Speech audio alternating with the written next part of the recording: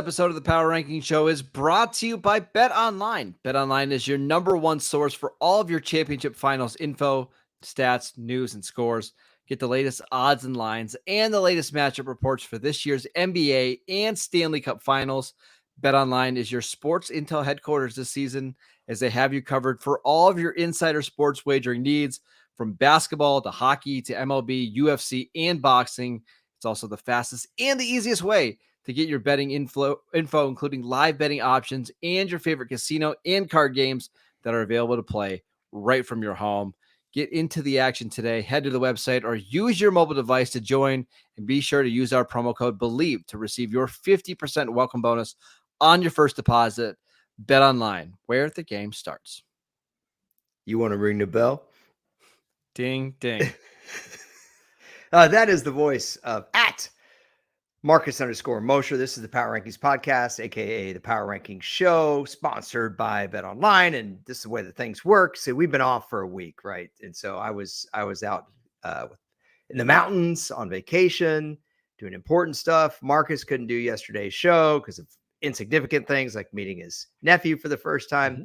And we figure out what time we're going to record today. I asked Marcus, what are we talking about? I don't get a response for an hour and a half. He's like, I was looking at MVPs today. So here we are. We're going to talk about MVPs. Yeah. So we have odds, right? We do have odds. Bet Online. Bet Online odds. Yes. Okay. They also have odds on just about any single futures bet you want to make right now. But lay it down. Today, I'm going to give you my favorite MVP bet. Not the guy that has the best odds, but the guy that I think is going to give you the most value. So here, a couple things to start off with. This is a quarterback award, right? Our last non-quarterback to win the MVP was Adrian Peterson back in 2012. So if you're betting on a non-quarterback, you're kind of throwing your money away. And Elliot, I thought about this in 2021. If Cooper Kupp wasn't going to win the MVP in 2021, we're just never going to see a receiver win that award again, right? Yeah, I could go all day on this. So well, Ian Debo. I don't want to. No, but your guy Debo in 2021 was unbelievable and never got a vote. Yeah, I thought Debo really deserved a lot of credit for everything he did, versatility wise. People can make fun of Antonio Brown, but you go back and look at Antonio Brown like circa 2014, 15, 16. It's hard to play the wide receiver position much better than he did. Obviously, he ended up becoming a distraction later in his career. These guys don't get a sniff. Calvin Johnson in 2012 didn't really get a sniff, but the Lions didn't make the playoffs. But even when they did in 2011, he was great. Nobody was considering Calvin Johnson. Well, and you led me to the next point is the player that you bet on, the quarterback that you bet on, they've got to make the playoffs. And not only do they have to make the playoffs, they probably need to be a number 1 or number 2 seed. Just look at Patrick Mahomes last year with the Chiefs. They were the number 1 seed in the AFC. A couple of years before that, the Packers with Aaron Rodgers, both number 1 seeds. So you've got to pick a quarterback that has a chance to be a number 1 seed. So just kind of going through our options, Patrick Mahomes, there's no value there. Mm-hmm. Jalen Hurts, no value there. We have no idea who the quarterback is going to be for the 49ers. Joe Burrow, Josh Allen, both have pretty short odds. So who is the quarterback that's most likely to win 12, 13, 14 games this year and put up really good stats? I'm betting on who is it? There's only 2 that you would bet on. One would be Justin Herbert. But his odds, I think he's got right now on Bet Online, he's got the 3rd best odds to win the award. We talking serious value here? We'll talk about it, but go ahead. It's got to be Tua. Tua is the name that I considered. We should mention his odds. He's 18-1 to win the award. Thought about him a lot, right? Like if he's able to stay healthy for 16 games, he's going to put up ridiculous numbers, and the Dolphins are going to win a lot of games. It's just, I don't know if those odds are attractive enough for me to bet on Tua. Okay. Then I'm curious. Who is it? I think it's Trevor Lawrence. I think this is the year that the Jags could potentially be the number 1 seed in the AFC for a couple of reasons, right? The Chiefs play a really hard first place schedule. I still think they're going to get to 12 or 13 wins, but I won't be surprised if they're 12-5 and maybe they're the 2 seed. The Bills, Dolphins, Jets all have good quarterbacks, but they're going to beat each other up, and they play a hard out of division schedule. They play, I believe, the NFC East this year. They could easily, go 2-2 in each of those games. You look at Jacksonville's schedule; they play nobody this year. I mean, it's Yeah. it's so soft. I don't think it would be a surprise at all to see them win 13 games without sweating too much. Yeah, and then statistically, he can give you the numbers that you need to have, unfortunately, for that position. You know, I'm a little surprised here that you didn't sell me on Dak Prescott. That's normally your game, and I'm guessing Brian Schottenheimer has a lot to do with that. Well, I think it's the Cowboys defense has a lot to do with it, to be honest, right? Because I just don't know how many high scoring games they're going to get into, right? I think the Cowboys are going to, I think ideally Mike McCarthy would like to win like a 27-17 type of game where I'm not sure Jacksonville's defense is good. I think Trevor Lawrence might have to throw the ball a lot. And now with the addition of Calvin Ridley, he's got weapons all over the place. And you're going into year 3. It just seems like if he's going to make this or this jump to be a truly elite quarterback, it's going to happen this year. Yeah, well, this is prime setup for Kirk Cousins winning MVP. Well, I mean, we should mention crazy year, we should mention his odds. The odds for him really are pretty attractive. I mean, you can get him at 75, or excuse me, 100 to 1 right now.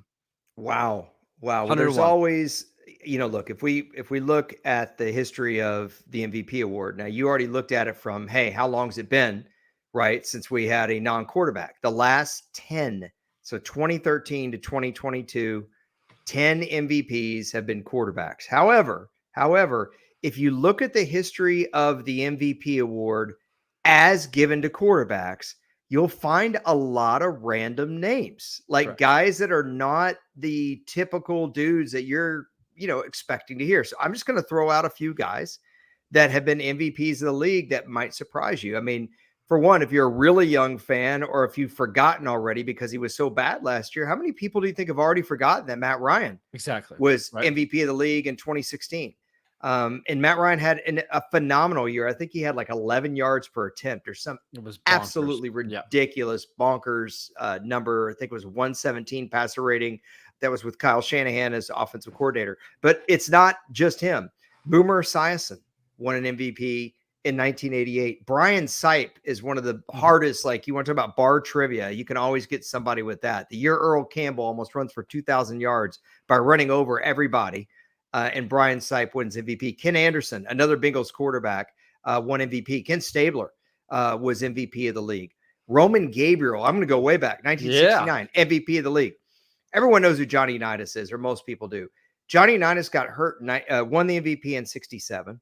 He got hurt in 68. So his backup came in, quarterbacked the Colts the whole year, and he won the MVP. So it's not uncommon. We should mention Randall Cunningham never won the MVP, but he got a lot of MVP votes, both in 1990 and 1998. So it's not unheard of for a quarter. Steve McNair was a co-MVP in 2003, I think. Peyton Manning. Marcus, with Peyton Manning. Am I missing anyone? Is there any other really oddball? Cam Newton won in 2015. Now, I mean, again, that's a former number 1 overall pick, so I don't know if we should say that it's too random, but he never had a season anywhere close to that again. So it could happen. And if you want to dig deep in some names that could potentially get there, I mean, like, could Jordan Love, like in his first year with Green Bay, like win 11, 12 games? I mean, it's possible. What about Jared Goff? What if the Lions are just like really, really good and they go 14-3 and he throws, 38 touchdowns? It wouldn't be any weirder than Kurt Warner winning in 99. Then Kurt Warner comes back, wins again in 2001. By the way, he didn't win in 2000 because his teammate Marshall Faulk did.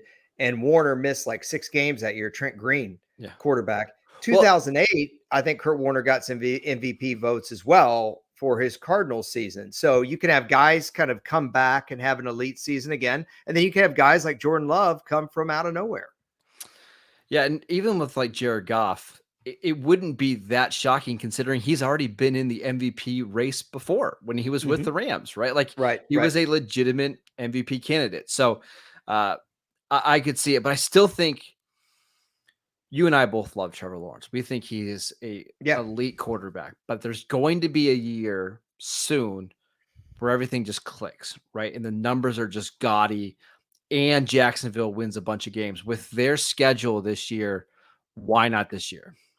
Yeah, I'm with you. I'll just mention another random name that people may not know, John Brody, 49ers quarterback, won MVP in 1970.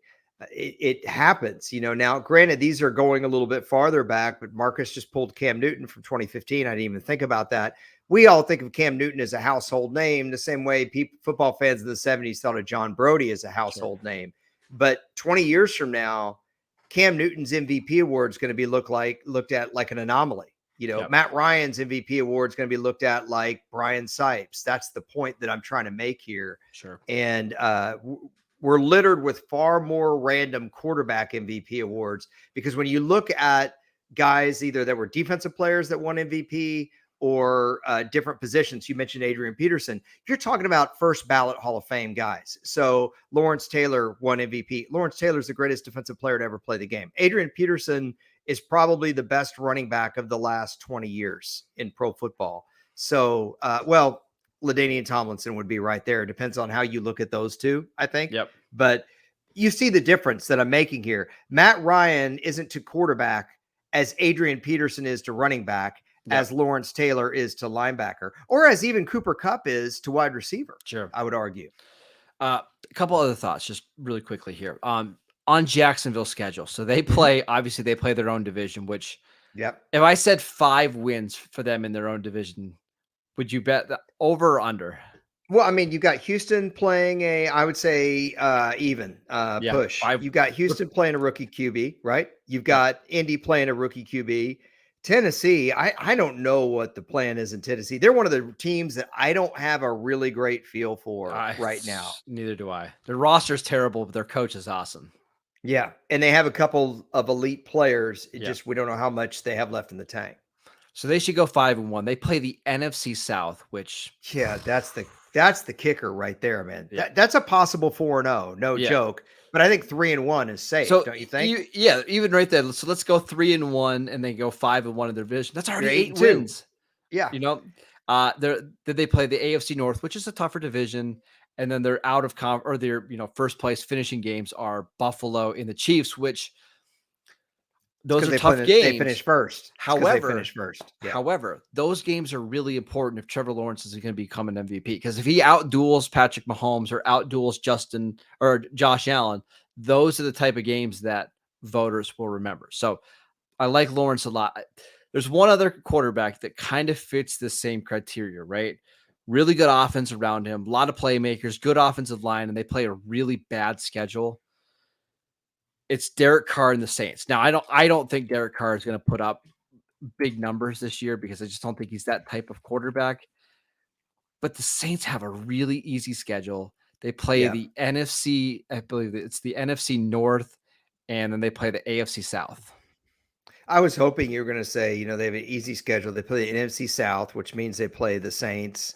I was hoping you'd name them, like they play themselves. Well, they do play themselves, but it's their division. The AFC, what did I say? The AFC South and then the NFC North. I mean, those are the 3 worst divisions in the league. Yeah, I'm just so glad for the NFL schedule release announcement to announce they were releasing a schedule because we would never have been able to talk about the schedule without it. Thank goodness. But we don't think Derek Carr is going to put up the numbers, but that's just another guy that qualifies. Now, I do have one more name, and I know nobody's going to want to bet on this guy, but I could see how it would happen. Okay. Deshaun Watson's 40-1, right? He has been an MVP caliber quarterback before. Second year in this offense. This is an offseason without distractions.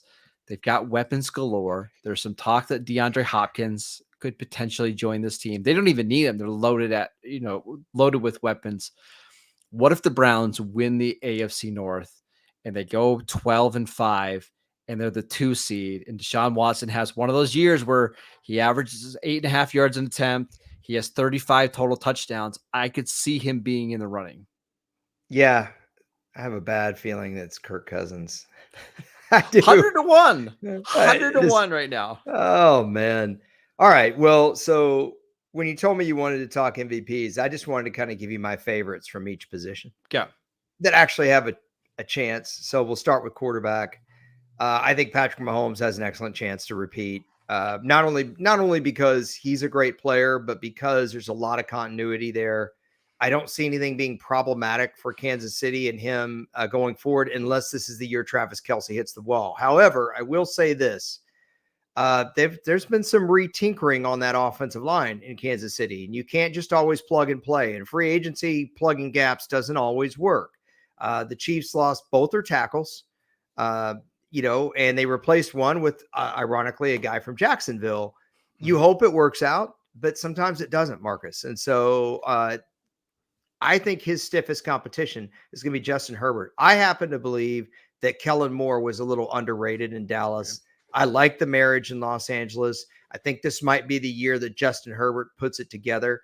The Chargers defense does not scare me. And what I mean by that is they're not so awful that I think the Chargers are going to go like 5-12, but they're also not scary to me either. And they have a hard time staying healthy, which means Justin Herbert's going to have to put up some yards and points, which is the point you made about Dak Prescott, which was how much is he going to have to do that? And I think you're going to see worse numbers from Dak, even if he plays the same, because I think you have a net loss there on the offensive staff in Dallas. So I like Herbert. 10-1. Mahomes 10-1 on Herbert. And what's Mahomes odds? Plus 650. How do you feel about that? I think Mahomes is going to have a much better year to win MVP this season. And I just don't know how. I mean, I don't know if the weapons got a whole lot better this offseason. They lost Juju. They lost both tackles, as you mentioned. The thing is, though, they're another team whose defense is hit or miss. So Mahomes is going to have to do a lot for them to win. You can't say that about every quarterback. How much is Jalen Hurts going to have to do? I don't know. I really don't know this year. Well, and that's the other name I was going to mention for you is Jalen Hurts, right? He's also at 10-1, but same thing. Like, I think after what he did last year, the Eagles are going to win 13 games this year. Is he going to be able to put up better numbers than he did last year? Maybe. Will he need to? Will he need to? Will he need to? Yeah. I mean, they've got a guy that you and Chad Ryder talked about being an incredible prospect on the defensive line. They got almost nothing from their first round defensive lineman last year. Yep. What if both of those guys turn into studs? Yeah. That front seven would be ridiculous. I hope Jordan Davis turns into a stud. I have a lot of his rookie cards.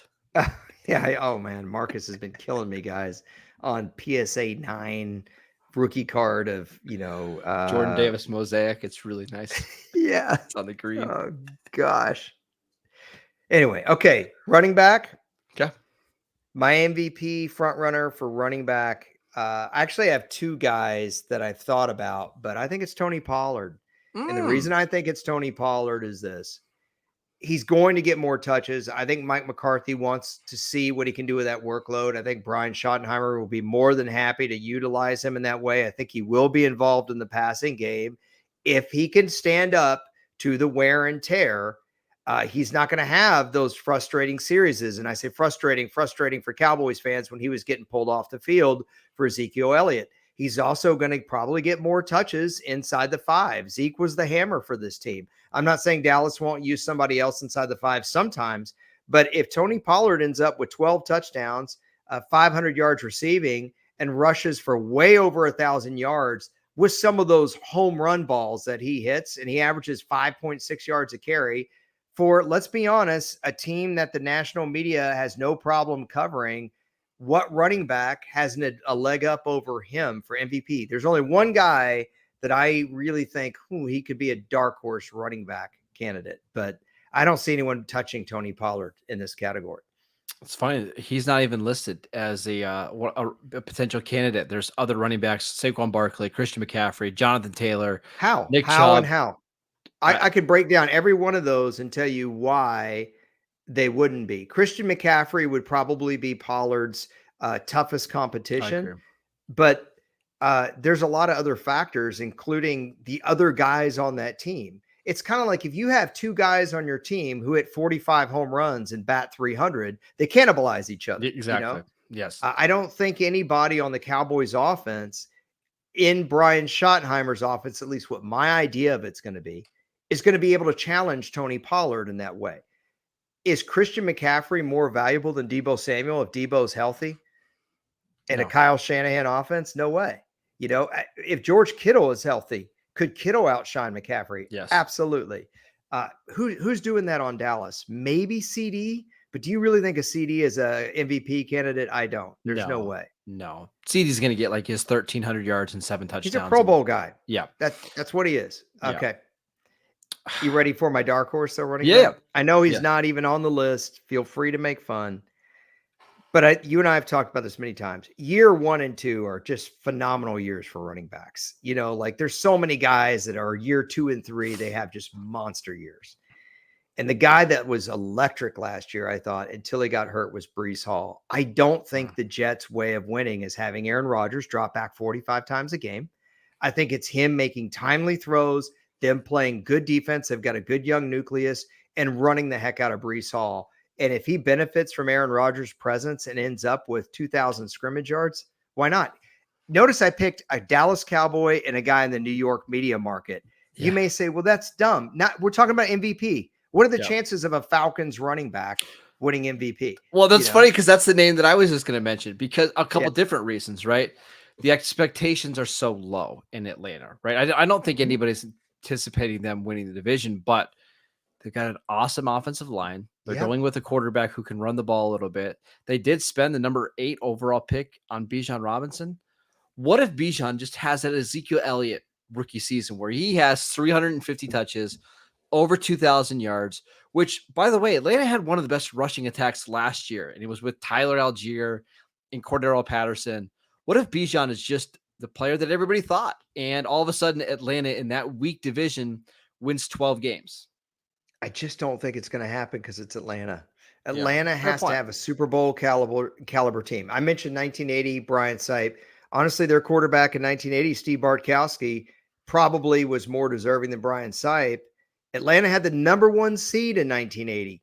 Okay. And he didn't get the MVP. It's just, look, I don't like this. I'm not saying I like this. I'm just telling you, it's no accident that I picked a Dallas Cowboy and a New York Jet because I just see that playing out that way. Saquon, I'm worried a little bit about the tread on the tire and the whole contract thing, all of it. Yep. All right. You ready for wide receiver? I am. Who would be your MVP front runner at wide receiver? I've got my clear cut. Justin Jefferson, because he was so consistent last year. But he's going to get cannibalized because Kirk Cousins is going to win it this year. But you heard it here first. But mine is Cooper Kupp. And here's why. The Rams defense, let's just, do we want to go down the depth chart again, or do we not want to waste a minute of pod time? Pretty bad. It's bad. It's bad. Okay. I don't think there's any way a Ram is going to win MVP. Okay, let me just throw that out there. But Cooper Kupp could legitimately have 2,000 yards receiving this year. Mm-hmm. And if a guy has 2,000 yards receiving, he's got to at least be considered. And once again, I know this stinks, but he plays in LA. I'm thinking a lot of coverage. He's a little bit of a darling. That's my wide receiver. The thing is he was kind of on pace for that season last year before he got hurt. Like he was averaging over 100 yards a game last year. And do you know who the number 2 and number 3 receivers are for the Rams right now? I mean, they're going to have no choice but to throw the ball to him all the time. And I really worry about Matt Stafford's elbow. Like, is he just not going to be able to throw the ball down the field? If he can't, Cooper Kupp legitimately might average like 16 targets a game. Like, I'm not even exaggerating. Yeah. He might just be their entire offense. Yeah. I'm with you. Ben Skoranek speaks highly of your work. Good blocker, though. Yeah. Isn't it Ben? That's his first name. Ben Skoranek. Yeah. Yeah. I had to think about that. Did I just Jacoby Eason one? All right. Last one. I'm not even going tight end. If a wide receiver can't win it, MVP, a tight end's never going to win MVP. And the best tight end, at least one of them in the history of the game, plays in Kansas City, and he has no shot of winning MVP because of his quarterback. Yeah. So So I'm going to go straight to defense. Now, a couple things here real quick.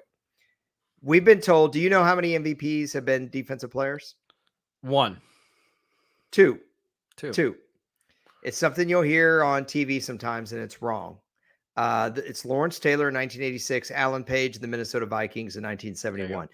There's actually been three, but everyone has it wrong, including the Associated Press, who does this award. The Associated Press is not aware that they actually gave a defensive player co-MVP in 1960. They don't even know this. I looked it up. I found it. I did a deep dive into newspapers from 1960, and I found this, and I thought, should I contact the AP and let them know that they've been wrong on their own award? Like, it'd be like the Heisman not remembering that they gave the Heisman to whoever in 1960. So Yeah. a guy named Joe Schmidt, the Detroit Lions, won co-MVP with Norm Van Brocklin in 1960. So there's actually been three guys.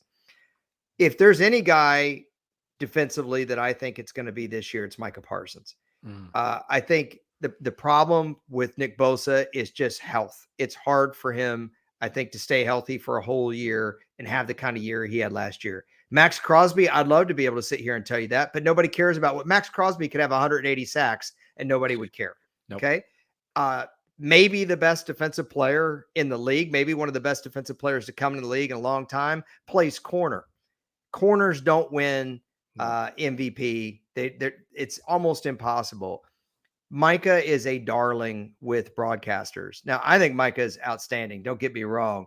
But would you agree he is a very popular player? Yes. He's mentioned and circled on every broadcast. If there's any defensive player, and if Myles Garrett can't get a sniff for MVP, I just don't think Myles Garrett has the same juice to his name that Micah Parsons does. And that's unfair to Garrett, but I think it's Micah. It's also the Cleveland market versus the Dallas market, right? And Dallas playing so many big time games. And actually, that's going to help Micah. Like, if I don't think Micah Parsons needs to like break the all time sack record to win the MVP. I don't think he needs to do that. But the Cowboys play a ton of primetime games. And if he just has, 3 or 4 of those performances where he's unblockable and he's making game changing plays and he's scoring touchdowns or having interceptions or winning games with the sack at the end, that'll stick out to voters. So I think if any defensive player has a chance, it is Micah. You know how many sacks Micah Parsons had last year? 13 and a half, right? Yeah. Yeah. And people treat him like he's a 20 sack guy. Now the pressures and hurries are off the chart. So believe me, I think Micah Parsons is a top 3 defensive player in the NFL right now. I'm just saying that he gets abnormally more coverage and love from broadcast because they are the national game, because they are the Cowboys. And honestly, there's something kind of spectacular about his game. Like when you watch him, he is an exciting defensive player to watch. I don't know that Sauce Gardner is all that fun to watch when the quarterback's like, yeah, I just don't think I'm going to throw over there. No, and when the Cowboys are playing on Sunday Night Football, everybody's watching as compared to the Browns, who might be playing on Discovery Plus. I don't know. I don't know what these streaming packages are anymore. Yeah, you're depressing. You're depressing. Okay, so all right, if we take the quarterback out, okay, because I'm really curious what you think about this. So I just gave you Tony Pollard, Cooper Kupp, Micah Parsons. Do you think any one of those guys has a prayer? And do they all have odds? Well, Tony Pollard's not even listed. So Micah Parsons is 150 to 1. Cooper Kupp is 150 to 1. The best bet there is Cooper Kupp, right? Because we've seen him have that type of season before, right? In 2021, he came just short of 2,000 yards and 16 touchdowns. And that was a good MVP year. Like Aaron Rodgers had a really good season. If he can have one of those type of years and it's a little bit of a down quarterback season and the Rams are back to being a playoff team, why not? The problem is none of that's going to happen. I know. I mean, I actually think Micah That's why Parsons, you bet on Trevor Lawrence. Well, yeah, but I think Micah's a better bet than Cooper Kupp. Cowboys are going to have more national games. The Cowboys defense is far more supportive of Micah than the Rams offense is going to be of Cooper Kupp. If the Rams have a good year this year, I think they go 9-8. Truly. I'm not be exaggerating. I think that's a good year for them. If they sneak into a 7th wild card, that is a super successful season for this team. Cowboys, good year. What would you say? 12-5? Yeah, I would say so. Yeah. Defense top 3. Micah gets 16 and a half sacks, leads the league in pressures again, and absolutely disrupts teams in national games, like he did against, what was it, Philadelphia last year, when he told the Cowboys to take a timeout at the end Yeah. of the game. That Yeah. was incredible. I just think he's got a great shot. By the way, I'm not being a homer. Marcus would be the first to tell you I could be pretty hard on the Cowboys. Tony Pollard's just a simple case of how many home run hitters do we have at the running back position like him, and he has less tread on the tire than some of these guys do, and he has shown how dynamic. I mean, he was pretty great last year, Yeah. So, would you say McCaffrey is your favorite at the running back spot, or who would you take if we're just talking running backs? Who do you think's got the best chance? Does Josh Jacobs have a chance? No, I mean, Josh Jacobs led the NFL in rushing yards and yards from scrimmage last And year. no one Nobody cared. knows. Nobody cares. He's still going in like the 4th round of your fantasy drafts. I'll say Unbelievable. Jonathan Taylor. We saw Jonathan Taylor have an awesome year in 2021. I like that call. Last year, bunch of injuries. But what do athletic, mobile quarterbacks do for a running back? They just bring up the efficiency. Time and time again, right? Chris Johnson with Vince Young is the best example. What if Jonathan Taylor just gets a million touches and the Colts steal the division? We talked about Jacksonville. That division's pretty easy. Maybe the Colts are the team that rises out of that division. And Jonathan Taylor has a 2,300 yard from scrimmage season. You know what we haven't seen in a long time that was like rampant in your like not early childhood, but like early Lindy's football reading years? What's that? The 25 touchdown running back season. Yeah. Remember when we went through a series where I think Priest Holmes broke Emmitt Smith's record in like 2002 or something, and then Sean Alexander broke it in 2005, and then LaDainian Tomlinson had like 31 touchdowns? 33. 33 in 2006. We haven't seen a huge year. Now, Jonathan Taylor 2 years ago had 20, right? I believe, or 19, something like that. If Jonathan Taylor has 1,900 rushing yards, averaging about 5 yards a carry or 4.9, with 20 touchdowns, 25 touchdowns, even 22 touchdowns, would that be enough, you think, to push him past a quarterback? Maybe. And it might does he have odds? Let's see. I can pull him up right here. No, he's not even listed in for odds this year. The thing is, I think in terms of talent, he might be the best pure running back in the league right now. I think he's 23 years old on an offensive line that I think is going to be much improved. And you have a new coach, and Shane Steichen, who is one of the best run game coordinators in the league. I could see it. I could see him just being somebody that averages 111 rushing yards a game, 35 receiving yards a game, and then just racks up the touchdowns. I think McCaffrey's path to this would be in like the 800-yard receiving kind of track, because now I think that's going to be really hard to do, because if Kittle's healthy, they still like to throw the ball to Juszczyk, and then obviously they have the receivers, but Debo gets hurt, Kittle gets hurt, Juszczyk doesn't catch that many balls. If Christian McCaffrey catches 75 balls for 800 yards, has a decent yards per catch, and then he runs for, say, 1,200 yards on top of that, and the 49ers are a top running team in the league. And similar, we should mention, you were talking about the athletic quarterback with paired with a running back. We don't know what it's going to be like for the 49ers at quarterback this year, but if it's Trey Lance the whole year, there's a good chance their running back numbers could be really good. Yeah, because they're going to have to run the ball, right? What about Brock Purdy, 66-1? How can Brock Purdy be an MVP coming off that injury? Because he's the quarterback on a team that's going to win a bunch of games. Yeah, but when's he coming back? That was an elbow ligament injury. Kyle Shanahan's convinced he's going to be ready for week 1. Great. Let's rush the kid back. That makes a lot of sense. I think Deshaun Watson's an interesting one if we go back to the quarterback position. All right, so give me your top 3 quarterback bets. We know Trevor Lawrence is number 1. Give me 2 and 3. Where else would you go if you're out there and you're like, I want to bet on this, but I don't believe in Trevor Lawrence, or I hated Clemson in college, I can't bet on him. What's 2 and 3? Justin Fields, 18-1, just because he could legitimately have 1,000 3,500 yards passing rushing. yards and 1,000 yards rushing, and Chicago could win the division. Remember, they have some big time additions with Chase Claypool in year 2, right? They traded for DJ Moore. They drafted Darnell Wright at pick number 10. So I Mhm. just like him a lot at 18-1. And then the one that I would probably gamble on would be Deshaun Watson at 40-1, just because we know that he has that type of talent. Like, it wasn't that long ago that we were talking about him and all these other quarterbacks in the same breath. Like, even Patrick Mahomes and Josh Allen, like, who would you rather have, Deshaun Watson or Lamar Jackson? Like, it's not that long ago we were having those conversations with the best offensive that he's ever played with, the best offensive line, the best coaching staff. Maybe this is the year that Watson has the 40 touchdowns. All right, let's play some rapid fire here. We didn't talk Russell Wilson at all. What are the chances Russell Wilson has a rebound year with Sean Payton? Do we even have odds for him?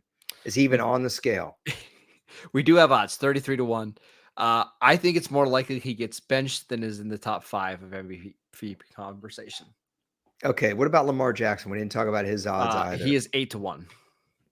Wow, I'm surprised that it's even that strong a case for him to be an MVP. Don't you? 8-1 is a little. I I mean, would we have just thought know 20 to whenever he's 1. healthy, he's going to put up ridiculous stats, right? And Baltimore wins a lot of games whenever he plays.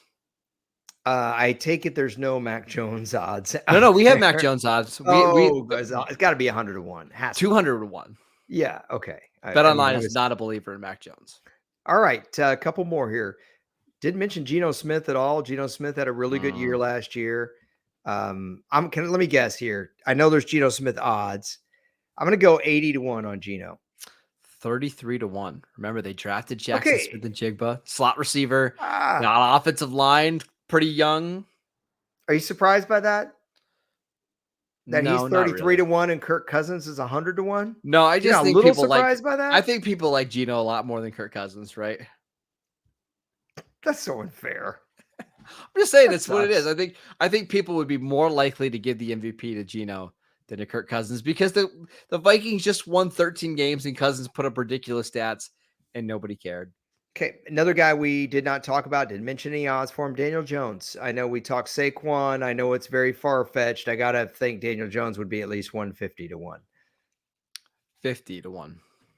Man, I'm way off on these. I am way But off. that one just seems dumb. Like, Yeah, I can't see that because happening. make the case for Daniel Jones winning the MVP. What would he have to? Basically, Brian Dable would have to turn him into Josh Allen 2.0, right? And they're just not going to beat the Eagles in the division. I mean, they're the third best team in the division, and if Sam Howell turns out to be something for Washington, Washington will be Fourth. coming after them as well. Yep. Okay, another guy that you mentioned, but we didn't talk his odds, Jared Goff. 33-1. I like that one. Okay. That's not bad.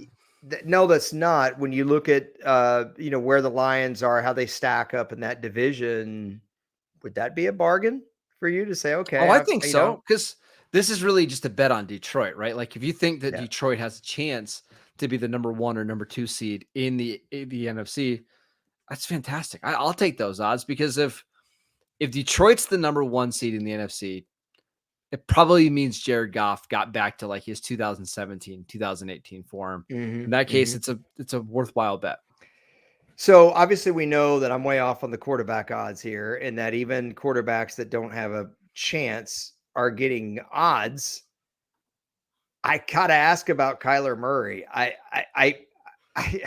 They're so 66 to bad. 1. This is what's funny about these odds is Kyler Murray is 66 to 1, and we don't know if he's going to play until November, December. Not only that, but even if Kyler Murray threw for 5,000 yards, 40 touchdowns, averaged 6.5 yards a carry, the Cardinals still might go 5-12. So Yeah. how in the world would he win MVP? I can't. And what I'm saying is I can't back into 66 to 1. Yeah, Kirk especially when Cousins is 100 to 1. when How Kirk is Cousins, Kyler Murray 66 to 1? Kenny Pickett's 75 to 1. Desmond Ritter 150 to 1. We only got to see a little bit of Desmond Ritter at the end of the year, but they've got all the pieces around him, right? A good receiver, good tight end, Yeah. really good offensive line. Did you mention Josh Allen's actual odds? No, we should talk about his. He is plus 650.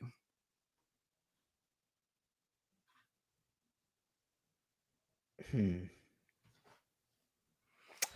There's just no value in betting him at that odds, Yeah, right? that's what I'm thinking. I'm like, what's my allure there? And I'm not seeing it. I kind of like the value buys better. Make the case for and the case against Joe Burrow. Let's go back over his odds because Joe Burrow, I think, Yeah. is a bona fide MVP candidate. 7-1. The case for it is this is one of the best teams in the AFC, right? He's got Mhm. the weapons. The Mhm. offensive line should be better after signing Orlando Brown, You kicking bet. Jonah Williams over to right tackle. Uh, he had a really good year last year. He should be really efficient. I think the case against it is the defense is pretty good. And I think Zach Taylor likes to play a little bit more ball control. And I don't think they want to expose Burrow to a ton of hits in the regular Right. season. Less dropbacks. Yeah, it seems like he's just going to be one of those guys that's super efficient, but might not hit the 40 plus touchdown mark that we kind of need to get for our MVP quarterback. You know, we've talked a lot about how the modern quarterback and what teams are going to be looking for. The mobility is such a huge thing, not just pocket mobility, but actual running ability. Um, we know this hasn't hurt Joe Burrow in real football sense. In other words, he is a classic pocket passer Mhm. who is extremely valuable. At the same time, could it hurt him just in the perception sense of an MVP candidate? Potentially, right? Because I think we kind of want these guys that can do everything, right? And that's why Jalen Hurts got so much consideration last year because of his legs. It's why Mahomes, even though he doesn't run a ton, he's able to run enough to create these kind of fun highlight plays. I I just think it's probably going to hurt him enough to not put him over Josh Allen, Trevor Lawrence, Justin Herbert, who all are scramblers. All right, just some wild, just crazy MVP possibilities. Okay, just crazy. Why not Jamar Chase as a wild one? He, Because you're already about to well, poo the poo it. problem is Okay. there might just be a chance he's the best receiver in football, but if he's going to put up the 2,000 yards, 17 touchdown season, it probably means that Burrow got to that number, right? Like Burrow Mhm. probably threw for 5,000 yards and 40 touchdowns, and that way voters are just going to default to the quarterback. Okay, so what you're saying is you got to have a player where the quarterback doesn't cannibalize it, like Travis Kelsey gets Yes, cannibalized by Patrick yes. Mahomes. So why not Tyreek with Because there's Tua? Jalen Waddle, right? I think that's the issue. It's like Jalen Waddle's going to get 1,300 receiving yards. It's why if there's going to be a guy that does it, the guy is probably Justin Jefferson, right? Because as we can see by the odds, there's no chance that Kirk Cousins is winning MVP.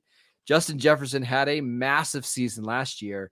If he can just score a few more touchdowns and get to the 13, 14 touchdown mark, maybe this is the year that the voters give it to a wide receiver. Okay, a couple other just not wild, but probably never going to happen, but resurgent year, maybe one last gallop for the guy. What if Derrick Henry just comes out of the Yeah. gates hot and runs for 2150 and Tennessee makes the playoffs? It'd be really hard to deny a guy who runs for 2,000 yards again and doesn't get the MVP either year. I agree. That would be a lot of fun just to see it. I've got one more hypothetical one before we go. Okay. So we've had a kicker win the MVP award before. In Yep. 1982, Yeah. Mark Mosley was. There's a great video on YouTube that a guy did about that. I don't know his name, but it's Yeah. really entertaining video. So he went 20-21. Actually missed 3 extra points, which is a little bit of a knock. I don't think it'll ever happen. I don't think we'll ever see a kicker win MVP again. However, what would a kicker need to do in this day and age to at least get considered to win the award? Do what Mark Mosley did that year. I think Mark Mosley gets a little bit of a bad rap. He beat Tampa Bay with the last minute field goal in the rain. He beat the Giants on a last minute field goal in the sleet. He beat the Eagles on opening day in an overtime game at the Vet. The Vet was a terrible playing surface, man. Yeah. When you make Washington only played 9 games that year, okay, because of the strike. when you win a third of the team's games with last minute field goals, yeah, and that team ends up winning the Super Bowl, I think it's fair. I think a kicker would need to go something like 34 or 35 for the year with about 4 game-winning kicks, maybe one of them be like 60 A yards. bunch of the long field goals. Yes. But it would also have to be like some kind of narrative, right? Like you Yes. would need to have Yes. like, and the thing is with like Justin Tucker, he's so good anymore that I don't think anybody gets excited when he makes like a 59-yard field goal. We Mhm. see this. Mhm. But if it's like, I'll take a good kicker, Daniel Carlson with the Raiders, who I think is one of the best kickers in the league. And the Raiders just win a bunch of close games because Daniel Carlson is just knocking in 58 yarders and he goes 41 of 41 and makes every single extra point. Maybe that's the only way that I could see it. Okay. I'm going to give you one more wild one and one more resurgent one, and then I'm done. All right. Okay. Another resurgent one is Aaron Donald. I don't think it's going to happen. We didn't mention him, but Aaron Donald is not playing around a bevy of Pro Bowl players. That's the issue for him. But my gosh, when you play at the level he does, you have to at least be mentioned, right? I mean, there were a couple of years Aaron Donald won Defensive Player of the Year that he really should have gotten some MVP consideration in my mind. I think the year the Rams went to the Super Bowl and lost to the Patriots, that one comes to mind right away, 2018. My other really like wild guy that I'm just curious what you think of. I'm kind of throwing a name out, but this guy is so dynamic when he gets the ball. It's so intermittent. It's Austin Eckler. Austin Eckler's been such a good little player in the passing game, in the running game. Could you see any way, any path to where Austin Eckler ends up being that kind of guy? Sure, right, because I mean, he's going to be playing in Kellen Moore's offense, which That's what I'm thinking. features the running backs a lot. The problem is that we've seen Austin Eckler have monster seasons in the past where he's at 1,800 yards and 17 touchdowns and just not get any kind of consideration. He would really need to have one of those 2,000 yards, 20 touchdown seasons, and even then, not sure that it's going to be enough because he's already done stuff like that in the past. Yeah, I really think it's Pollard. I Yeah. do. I think because of where he plays, the offense he's going to be in, and if he can hold up, and that's no disrespect to Christian McCaffrey. I think just McCaffrey is a lot more competition within his own team, much less the rest of the league. But I yield the floor to you, sir, for the final MVP thought here. This is a good time to bet on the MVP because the odds aren't going to change a ton until we get to training camp. But there's some good values on the board, as we mentioned, including Trevor Lawrence, Geno Smith, even Kirk Cousins at 100 to 1. So please head over to Bet Online, check out your favorite bets, and look at some of the other bets they have, including Defensive Player of the Year. I love the Rookie of the Year award bets. It's one of my favorites. Go check them out. Yeah, Bet Online, speaking of, they sponsored this show, and it's cool that they have these kind of odds that we can readily check so we can find out that Kirk Cousins is 10,000 to 1 to win MVP, yet somebody that's going to play for a 1-16 team has better odds. Correct. Please explain that to me. If you want to hear more about the Cowboys MVP odds, go listen to Locked On Cowboys. Also, Marcus does Locked On Dynasty. We don't talk about it enough on this podcast. Also covers the Raiders for USA Today Raiders Wire. He is at Marcus_Mosher on Twitter. I am at Harrison NFL on Twitter. And we have a really cool podcast where Marcus talks a little history tomorrow. So catch that if you can. Okay. Take care, everybody.